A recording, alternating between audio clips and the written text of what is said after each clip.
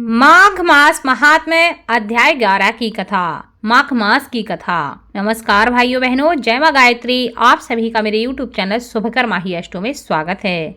आज की इस वीडियो में सुनेंगे माघ मास महात्म्य के 11वें व 12वें अध्याय की कथा। इसको सुनने से विशेष प्रकार के लाभ प्राप्त होते हैं, जीवन के कष्ट समाप्त होते हैं और ईश्वर की कृपा प्राप्त होती है।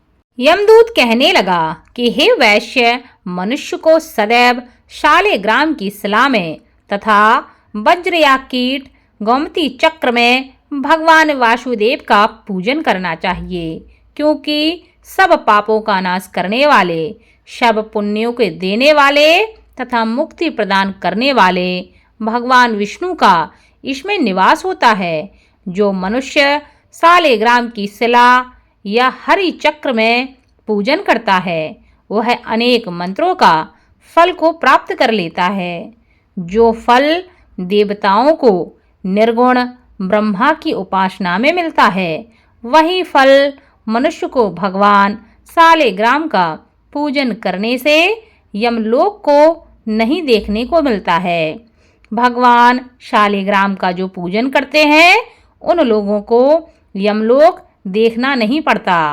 भगवान को लक्ष्मी जी के पास अथवा बैकुंठ में इतना आनंद नहीं आता जितना शालिग्राम की शिला या चक्र में निवास करने में मिलता है। स्वर्ण कमल युक्त करोड़ों शिवलिंग के पूजन से इतना फल नहीं मिलता जितना एक दिन शालिग्राम के पूजन से मिलता है। भक्ति पूर्वक शालिग्राम का पूजन करने से विष्णु लोक में वास करके मनुष्य चक्रवर्ती होता है। काम, क्रोध, लोभ, मोह, अहंकार से युक्त होकर भी मनुष्य शालिग्राम का पूजन करने से वैकुंठ में प्रवेश करता है। जो सदैव शालिग्राम का पूजन करते हैं, वह मनुष्य प्रलय काल तक स्वर्ग में वास करते हैं। जो दीक्षा, नियम और मंत्रों से चक्र में बलि देता है, वह निश्चय करके विष्णु लोक को प्राप्त होता है। जो शालिग्राम के जल से अपने शरीर का अभिषेक करता है, वह मानो संपूर्ण तीर्थों में स्नान करता है। गंगा, रेवा, गोदावरी सबका जल शालिग्राम में वास करता है।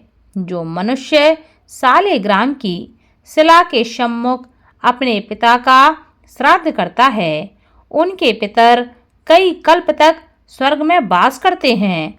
जो लोग नित्य शालिग्राम की शिला का जल पीते हैं, उनको हजारों बार पंचगव्य पीने का क्या प्रयोजन। यदि शालिग्राम की शिला का जल नियमित पिया जाए तो सहस्त्रों तीर्थ करने से क्या लाभ। जहाँ पर शालिग्राम है, वह स्थान तीर्थ स्थान के समान ही होता है। वहाँ पर किए गए सारे पुण्य कर्म करोड़ों गुना फल देने वाले होते हैं। जहाँ पर भगवान शालिग्राम का निवास होता है, वहाँ पर किए गए दान, होम करने से व्यक्ति के समस्त कष्ट दूर हो जाते हैं। जो एक बूंद भी शालिग्राम का जल पी लेता है, वह माता के स्तनों का दुग्ध पान नहीं करता, अर्थात गर्भाशय में ही नहीं आता। शालिग्राम शिला में जो कीड़े मकोड़े एक कोस के अंतर पर मर जाते हैं, वह भी वैकुंठ को ही प्राप्त होते हैं। यानी वह कीड़े मकोड़े भी वैकुंठ में ही जाते हैं। जो फल वन में तप करने से प्राप्त होता है, वही फल भगवान को सदैव स्मरण करने से प्राप्त होता है। मोहवश अनेक प्रकार के घोर पाप करने वाला मनुष्य भी भगवान को प्रणाम करने से नरक में नहीं जाता। संसार में जितने तीर्थ और पुण्य स्थान हैं, भगवान के केवल नाम मात्र के कारण से प्राप्त हो जाते हैं। यमदूत कहने लगा कि जो कोई प्रसंगवश भी एकादशी के व्रत को करता है, वह दुखों को प्राप्त नहीं होता। मास की दोनों एकादशी भगवान पद्मनाभ के दिन हैं। जब तक मनुष्य इन दिनों में व्रत नहीं करता, उसके शरीर में पाप बने ही रहते हैं। हजारों अश्वमेघ, सैकड़ों वाजपेयी यज्ञ एकादशी व्रत की 16वीं कला के बराबर भी नहीं है। एकादशी के दिन व्रत करने से 11 इंद्रियों से किए गए पाप समाप्त हो जाते हैं। गंगा, गया, काशी, पुष्कर, कुरुक्षेत्र, यमुना, चंद्रभागा कोई भी एकादशी के तुल्य नहीं है। इस दिन व्रत करके मनुष्य अनायास ही वैकुंठ लोक को प्राप्त कर लेता है। एकादशी को व्रत और रात्रि में जागरण करने से माता पिता और स्त्री के कुल की 10 पीढ़ियां तर जाती हैं। 10 पीढ़ियों का उद्धार हो जाता है और वह पीताम्बरधारी होकर भगवान के निकट रहते हैं। बाल, युवा और वृद्ध, शव तथा पापी भी व्रत करने से नरक में नहीं जाते। यमदूत कहने लगा कि हे वैश्य, मैं सूक्ष्म में तुमसे नरक से बचने का धर्म कहता हूँ।